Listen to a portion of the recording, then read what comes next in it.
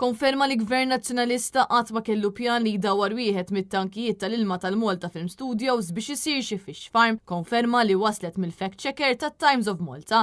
Dan wara li l-ġimgħa li għaddiet il-Ministru Clayton Bartolo tax xifhem li Gvern Nazzjonalista kien wara din il-proposta li saret mis-sit tal-Malta Film Studios Just Merten meta dak iż-żmien il-post kien immexxi mill-privat, proposta li Merten ressaq kważi 25 sena ilu. Fl-1999 l-istudio kellu żewġ tankijiet li kienu jintużaw għal produzzjonijiet u Merten kien ħareġ bl-idea sabiex it-tank li kien jintuża biss darbtejn fis-sena jinbidel fish farm sabiex l-industrija tal-film sterġa' ssib saqajja peress li kien hemm problemi finanzjarji. Iżda din il-proposta li tresqet fil-11 ta' Ottubru tas-sena 2000 ġiet irtirata fis-7 ta' Marzu tal-2001 għaliex Gvern Nazzjonalista kien oppona din il-proposta sa mill-bidu. Dan fil-waqt li Merten stess ikkonferma mat-Times li l-idea kienet tiegħu u li l-Gvern ta' dak iż-żmien kien kontra. Ikkummenta wkoll il-Kummissarju tal-Films ta' dak iż-żmien Winston Azzoppardi illi qal il-Kummissjoni tal-Films kienet kontra din l-idea għaliex iż-żewġ tankijiet kienu essenzjali għall-industrija tal-films pajjiżna.